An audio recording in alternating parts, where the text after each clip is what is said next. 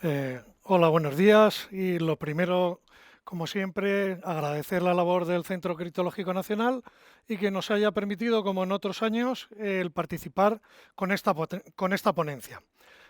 Yo soy Juan Sotomayor, soy teniente coronel de la Guardia Civil, soy el jefe del Departamento de Delitos Telemáticos, que si no me conoce alguno, también a través de LinkedIn puede contactar con nosotros. Y estas jornadas iban muy dirigidas, o uno de los lemas de estas jornadas estaba muy dirigida a los retos, ¿vale? Pues en el ámbito de la lucha contra el cibercrimen tenemos que afrontar grandes retos todavía, muchísimos retos, ¿vale? Retos legales, retos técnicos, retos de organizaciones, retos de cultura de organización a la hora de trabajar, pero yo quise proponer, y me aceptaron, el traer uno de los que yo considero es uno de los principales retos, como es el trabajar de forma conjunta los equipos CSIR, nosotros, y el ámbito judicial. Y para eso he traído un caso que venga a representar ese trabajo, esa cooperación, que no colaboración, es una cooperación para que trabajemos de forma conjunta y como ese equipo ganador de lucha contra el cibercrimen, porque es la única forma que tenemos de luchar contra este tipo de amenazas. Y en este caso, el caso que traigo es un caso de un trabajador y una exfiltración de información. Si vemos, por ejemplo, en esta traspa un poco el ejemplo de unas de las fases que pudiera tener la investigación, ya vemos cómo los equipos CSIR y la Guardia Civil aparecen en todas las fases. Y vemos cómo la gran mayoría de las veces son esos equipos CSIR o esos equipos de ciberseguridad de las empresas las que detectan ese incidente y rápidamente deben de ponerse en contacto con nosotros a la hora de poder intercambiar esa información y poder recoger las primeras evidencias que nos permitan abrir también las líneas de investigación necesarias para, dentro del ámbito legal, poder acceder a cierta información. Vemos como en la recogida de evidencias vamos a utilizar generalmente las mismas herramientas. Vamos a ver que en los grandes ataques también vamos a necesitar colaboración de operadores o otras entidades para poder resolver la investigación, y vemos cómo en el ámbito del análisis de la evidencia, tanto el tratamiento de esas evidencias que hemos ido recogiendo y la validación por parte del ámbito judicial, también trabajamos de forma conjunta. Muchos de los informes que nos hacen los CSIR, nosotros también nos sirven a nosotros para realizar la atribución, o en este caso para poder elaborar nuestros informes de incriminación de la persona responsable del incidente, ¿no? Pero esto es un ejemplo que lo vamos a ir viendo un poco a lo largo de la presentación, ¿no? ¿Cuál es el caso? Pues el caso, como en otros muchos casos que he presentado aquí, la misma empresa ACME española ha tenido un incidente con exfiltración de información que, relacionándolo con las charlas anteriores, por ejemplo la de David Barroso, que me ha parecido súper interesante, y luego también la de Javier Candao, que de alguna forma conecto con las dos, nos decía Javier Barroso las distintas fases del Ramson. Bueno, pues últimamente, aparte de que estamos conociendo casi todos los incidentes más graves que ha habido en el territorio nacional en los últimos meses, le podemos añadir que en esas fases del Ramson, en la gran mayoría de ellos, vemos una fase de exfiltración de la información. Hemos tenido casos con Ramson donde ha habido fases anteriores de 700 gigas de exfiltración de información, o casos recientes que nos acaban de denunciar con 2 y 3 gigas de exfiltración de información. Pues este es un caso también con exfiltración de información donde el country manager de la empresa española en un país de América Latina, en una reunión informal con personal de otra empresa competencia, pues se entera que a través de unas capturas de WhatsApp, como la empresa de la competencia llega a tener acceso a parte de la estrategia de la empresa y a información vinculada con un proyecto en el cual están las dos empresas compitiendo. Nuestra empresa española, como nos podemos imaginar, una empresa de tecnología e infraestructuras, y que, entre otros motivos, por el COVID, está en una fase de expansión muy grande a nivel internacional, ¿vale? Pero se encuentra con que existen otras empresas de otros países de la Unión Europea con mayor presencia ya en todos estos países, ¿vale? Y la competencia es muy, muy, muy importante, ¿no? Igualmente, esa empresa de la Unión Europea también se dedica a las infraestructuras y a la ingeniería. Y lógicamente cuenta ya con una presencia en América Latina y en Asia de muchos años anteriores. Entonces, ante el incidente, viene en la fase de llamarnos a nosotros y pedir ayuda, si lo podemos definir de alguna forma, ¿no? Y esto nos sucede muchas veces. Las empresas, cuando sufren un incidente, deliberan durante mucho tiempo, ¿vale? A la hora de tomar la decisión si ponerse en contacto con nosotros o no ponerse o cuándo ponerse en contacto con nosotros. Es muy importante que se pongan lo más rápido posible en contacto nuestro, porque hay evidencias a nivel internacional que pueden durar muy pocos días. Ejemplo, en los casos del Business Email Compromise, donde una empresa ha sido engañada para hacer transferencias no autorizadas, tenemos escasamente 48 horas, de 24 a 48 horas, para que podamos utilizar las redes de colaboración policial internacional y pedir el bloqueo del dinero que ha sido engañada, que ha sido transferido de forma engañosa. Pues eso nos suele suceder muchas veces, que vienen a nosotros cuando han pasado ya 4 o 5 días de las transferencias y es muy difícil proceder a su bloqueo, cuando en la gran mayoría de las veces las transferencias han ido a personas que están reclamando legalmente ser las propietarias de ese dinero. Pero bueno, vamos a seguir con el caso. La empresa finalmente decide ponerse en contacto con nosotros y, entre otras cosas, nos cuentan que han tenido episodios anteriores de espionaje industrial o lo que ellos creen que pudiera ser. Y finalmente deciden presentar la denuncia y además achacan la situación a la existencia de algún tipo de malware o código o software malicioso en la red que haya sido como la empresa de la competencia haya podido tener acceso a la información, ¿vale? Entonces, a partir de ahí cuentan también, solicitan los servicios de un CSIRT, aparte de la presentación de la denuncia. Y a partir de aquí empezamos a conformar ese equipo ganador de lucha contra el cibercrimen, como vamos a ir viendo. Empieza la investigación. Lógicamente, una de las primeras decisiones que vamos a tomar es ponernos en contacto con el cuerpo policial del país de América Latina para que le tomen una primera manifestación al country manager de la empresa española y que se haga un análisis forense de los equipos y principalmente del equipo del country manager para detectar si es verdad la existencia de ese manager, de ese malware, perdón. Por otro lado, la empresa de la competencia, que conoce las primeras actuaciones que se están llevando a cabo por parte de la víctima, pues decide comunicar oficialmente el origen de la información que estaban manejando, sobre todo porque, entre otros motivos, estaba en juego una licitación de más de 700 millones de euros. Igualmente, la empresa informa que con ella se pusieron en contacto a través de un Gmail con una persona de la empresa en ese país de América Latina. Igualmente, rápidamente comunican al organismo regulador del país el incidente por si pudiera afectar a la licitación. Esto nos pasa también muchas veces, que la empresa que ha sufrido el incidente le cuesta reportarlo para que se inicie la investigación criminal, pero el reporte al organismo regulador, como en el caso en España, a la Agencia de Protección de Datos, eso generalmente se hace de forma inmediata y mucho antes de presentarnos la denuncia o muchas veces sin llegar a presentar la denuncia. Igualmente, la empresa de la competencia hace entrega de parte de la información que conoce, parte de copia de los correos electrónicos y algún que otro documento que ha recibido. En la fase de la investigación, pues ¿por dónde vamos a empezar? Pues lógicamente vamos a solicitar de la autoridad judicial, y aquí entra la tercera pata fundamental para que lleguemos con buen éxito a finalizar la investigación criminal y podamos poner a esos autores o al autor ante los tribunales y sea condenado por lo que ha hecho, pues ahí es donde está nuestro trabajo de motivar bien la documentación que trasladamos a la autoridad judicial para que haga suyo el acuerdo de solicitar a Gmail la información que pudiera contener este tipo de infraestructura utilizada por los malos.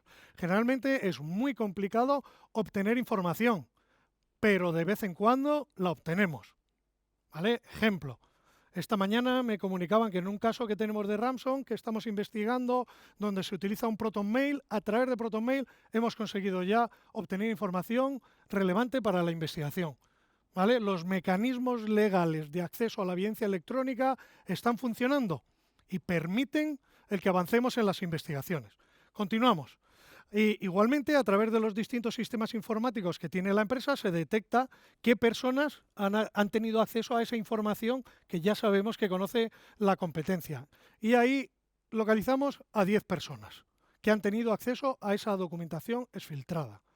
A la par, vamos a hacer pues una investigación de fuentes abiertas, una investigación de OSINT, vamos a trabajar con redes sociales, vamos a ver que siempre nos sucede como en LinkedIn, pues es normal que los trabajadores de las dos empresas pues tengan contacto, pero llama la atención que uno de los trabajadores en particular mantenga una estrecha relación en distintas redes sociales con un ex trabajador de la competencia. Y no olvidemos que esa investigación de fuentes abiertas, o en este caso del uso de redes sociales, puede ser pieza fundamental para cualquier investigación, y así lo podemos ver en las distintas charlas, como las charlas que nos da Vicente Aguilera, que son extraordinarias en este ámbito de la investigación en redes sociales, ¿no? Luego el análisis técnico. Con los equipos CSIR, importantísimo ir de la mano, cooperar, y empezamos a obtener información, como que hay un equipo del comercial que lleva el proyecto donde se ha utilizado un pendrive para extraer la información. Igualmente el equipo CSIR que está trabajando en ese país de América Latina, junto con la policía de ese país, se pone en contacto con nosotros y nos dicen, ojo, hemos encontrado ya un malware dentro del equipo del Country Manager, y nos envían esa documentación a través de los canales legales que tenemos de cooperación policial internacional. Nos envían esa documentación con esas evidencias y muestra del malware para analizarlo dentro de la red de la empresa. Dicho malware, como todos los malware que hemos visto, como nos explicaba David Barroso, y tienen capacidad de no ser detectados, ¿vale? Y lo que hace es recoger documentación, en este caso en el ordenador del Country Manager. Aquí en España, junto con el equipo CSIR, le trasladamos la información y lo buscamos a través de la red informática de la empresa, detectándolo en el equipo de la secretaría y en un equipo de un trabajador que coincide con el trabajador que tiene ese amigo en redes sociales de la empresa de la competencia, o el ex trabajador. Y vemos qué capacidad de exfiltración tiene el malware, ¿no? A través de Slack, uno de los portales principales de chat, sobre todo vinculado con temas de tecnología, que es a través de dicho canal es como exfiltra la información. ¿Qué otras medidas además podemos poner en marcha en trabajo conjunto con el CSIR? Pues en este caso nos ponemos en contacto con la empresa de la competencia y montamos un escenario, ¿vale? Para poder entablar conversación con la parte, con ese correo Gmail anónimo que se ha puesto en contacto con la empresa de la competencia para facilitarle la información. Pues con la empresa de la competencia llegamos a un acuerdo, ¿vale? Para que se le solicite información sobre otros proyectos en el mismo país e información sobre nuevas contrataciones. Se le indica, lógicamente, que puede ser remunerado, se le podría ofrecer un puesto de trabajo para ver si realiza las actividades pertinentes dentro de la red que junto con el CSIR ya hemos configurado para detectar y monitorizar toda la actividad vinculada con dichos documentos, ¿no? Muy importante en este caso también, visto que no teníamos centrado a la persona responsable del incidente, pues es muy importante también cuando trabajamos con un equipo CSIR, en este caso si es externo a la empresa, pues nos permite un grado superior de confidencialidad a la hora de trabajar sobre ella. Y todos los documentos que hemos localizado, hemos puesto dentro de la red, pues llevan técnicas de baliza digital, ¿vale? Para saber quién accede al documento y una serie de datos que para esto tenemos al CSIR, que nos va a facilitar de forma conjunta con nosotros el poder preparar el sistema previo, lógicamente, previa discusión y propuesta ante la autoridad judicial que conozca de todas las actuaciones que estamos haciendo. Y la idea, como digo, es monitorizar quién está accediendo a dichos documentos. En los días siguientes, lógicamente, se detecta el acceso a esta documentación desde varias direcciones VPN, como ahora mismo hemos dicho, además, que la empresa española tenía todo el mundo teletrabajando, ya la VPN nos coincide con uno de los trabajadores y vemos también el nombre del equipo. Por otro lado, como lo teníamos judicializado y habíamos solicitado distintos mandamientos, Slack también respondió a los mandamientos dándonos distinta información, distintas direcciones IP.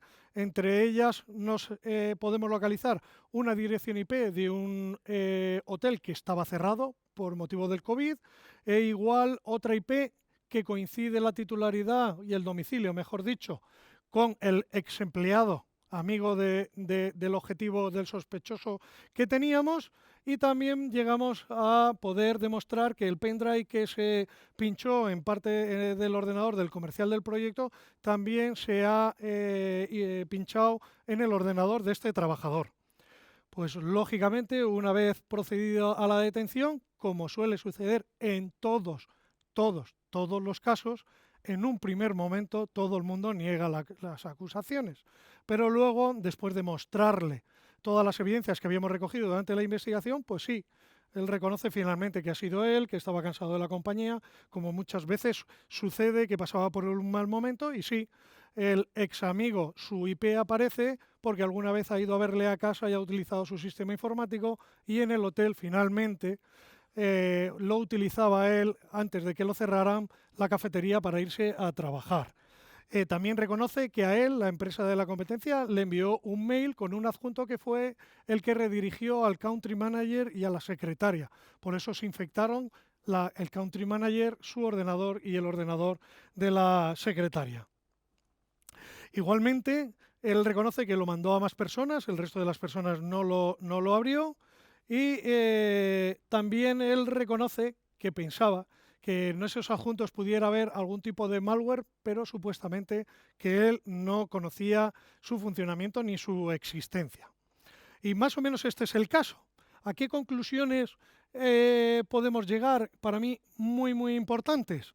Pues que los CSIR, en este caso la Guardia Civil y el ámbito judicial, todos tenemos nuestros roles, tenemos nuestras estructuras y responsabilidades, podemos trabajar de forma conjunta. En ningún caso nos vamos a precintar la infraestructura afectada por el incidente y vamos a bloquear la prestación de servicios por la empresa. En ningún caso vamos a copiar aquellas evidencias vinculadas con el incidente junto con el CSIR. La gran mayoría de las veces las vamos a certificar y vamos a trabajar sobre la copia, permitiendo que todas las infraestructuras de la empresa siga trabajando. Y en todo caso, además, vamos a utilizar los informes que el CSIR nos va a dar y los vamos a acompañar con los nuestros. Hemos visto o vemos cómo hacemos uso de herramientas comunes, ya sea para el acceso al tráfico de la red, para captura de tráfico, para el análisis de la memoria RAM, para hacer las copias de los dispositivos, igualmente para hacer las copias de los dispositivos móviles, y poder todo, necesitamos herramientas de análisis e investigación para poder correlar toda esa investigación. Igualmente, toda esa labor la podemos hacer bajo el control judicial de la investigación, que no tiene por qué ser en ningún caso limitativo más que el acceso a las evidencias electrónicas que afectan a derechos fundamentales, como son la dirección IP o otra información, pero bien coordinados se puede trabajar. Y la lucha contra el cibercrimen, pues como pongo ahí, requiere una perspectiva global. Tiene que participar todo el mundo. Hemos visto en el caso del ejemplo cómo no solamente la víctima, sino la tercera empresa que de alguna forma tenía la información privilegiada también se involucró, aunque alguno dirá, oiga, si parece como si el malware partiera de la empresa que obtuvo la información. Cierto, también. Es cierto eso, ¿vale? Necesitamos, para poder dar esta respuesta, una mayor inversión, muchísima, porque los retos son muy grandes en el ámbito de la lucha contra el cibercrimen, y necesitamos ese esfuerzo conjunto de cooperar, de trabajar juntos para poder resolver los incidentes. Y como propuestas, y acabando ya con mi presentación, estas son las propuestas que yo considero importantísimas. Hemos visto en la charla de Javier Candau cómo el Centro Criptológico Nacional es ese centro líder en España a la hora de captar información y poder hacer análisis, en este caso, para responder e identificar los ciberataques. Pero no solamente el cibercrimen son ciberataques, también son el fraude y la lucha contra los abusos sexuales infantiles en la red. Ya debemos de avanzar y pasar desde el punto de vista de la lucha contra la cibercriminalidad, de formar al cliente, de formar al ciudadano a que no pinche el candadito, que eso ya es de otra época. No podemos basar en formar al ciudadano cuando tenemos las grandes organizaciones delictivas que están atacando a miles y miles de personas. Necesitamos centros donde podamos correlacionar toda la información que se generan en todos estos organismos, en bancos, en tiendas online, en distintas plataformas de alojamiento de contenidos. Necesitamos correlar toda esa información de tipo anónimo para extraer la inteligencia criminal que nos permita perseguir a los autores.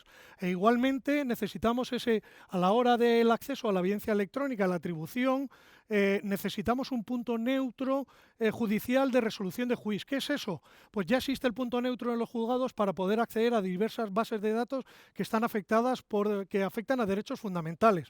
Pues que yo vaya a un tribunal y el juez de instrucción tenga un punto neutro donde me pueda resolver si él considera oportuno y pertinente a quién pertenece esa dirección IP o a quién pertenece el dominio registrado. Igualmente necesitamos, que también lo ha dicho Javier Candau, un instrumento para la certificación y herramientas y protocolos a la hora de la investigación. ¿Existe algún caso donde existan herramientas certificadas por terceros que sirvan para imputar delitos? Sí, en el ámbito de la seguridad vial, donde nos certifican los radares que pueden llegar incluso a imputar un delito contra la seguridad vial. Y ya acabando, importantísimo, la formación y capacitación al ámbito judicial. Es importantísimo también, a lo mejor, estudiar o plantearse una jurisdicción de instrucción propia dentro del ámbito del ciberespacio. Y ya con esto finalizo la presentación, que espero que haya sido de interés y de provecho a todos ustedes.